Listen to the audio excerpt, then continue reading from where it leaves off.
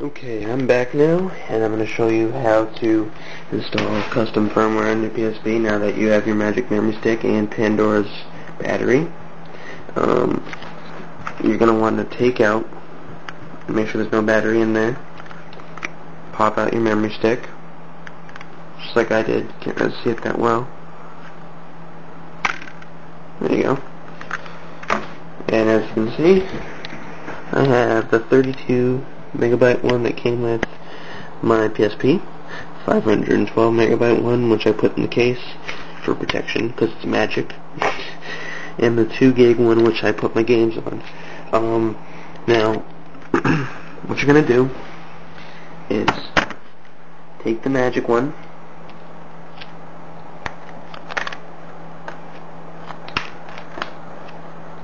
okay, and put that in your PSP.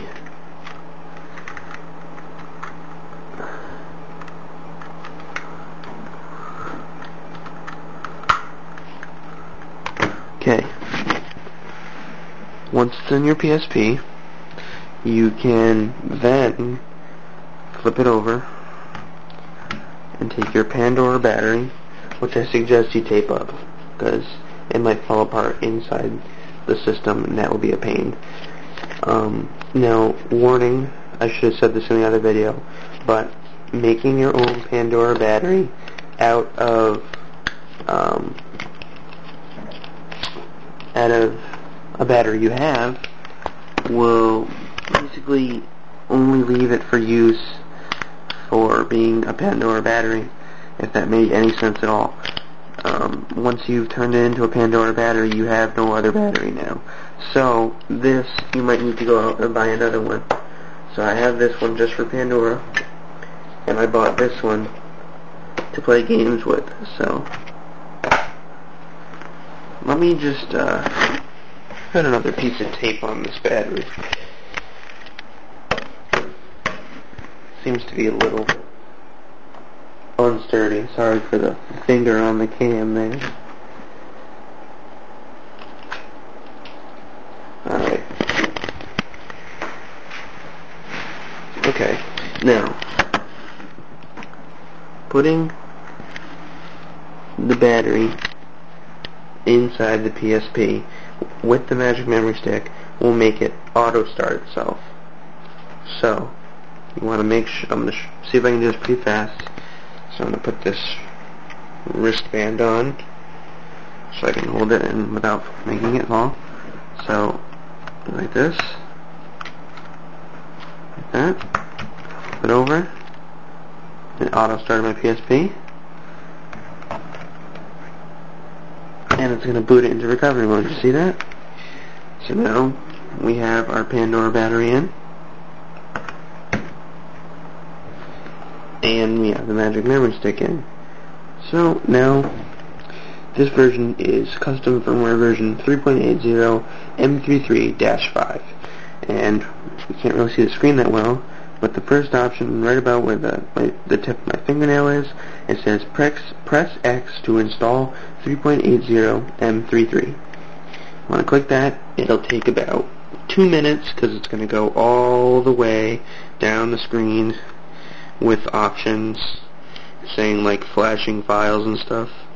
And once it's done, you'll see it'll be like right about in the middle of the screen, and it'll say installation done. Press X to shut down the PSP.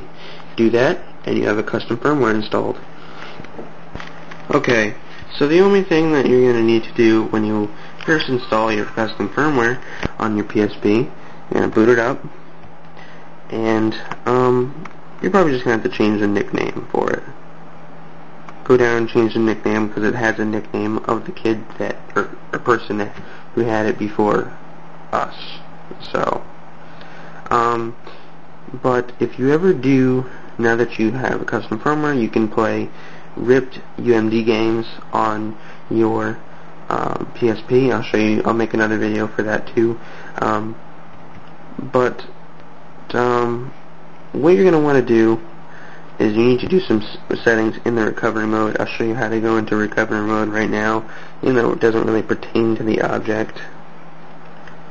So now that the light's off, hold the right trigger, and go like this.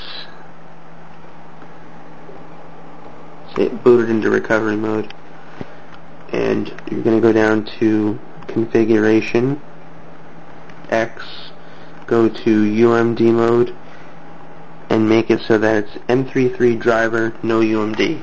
Now once that's done, you can go back and go exit.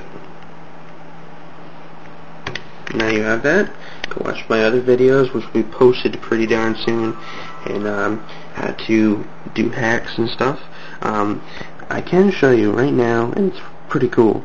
Go down to Game for Me, go to Memory Stick, and I installed something called PSP Tube. And what it does is I can watch YouTube videos on my PSP. You have to have an internet connection, but I did it. So watch my other videos. I'll show you how to do it. Thanks for watching this two-part video or three-part video, or whatever this is, on how to make Pandora battery, memory stick, and how to install custom firmware. Thanks a lot, guys. Subscribe to me if you can. Thanks.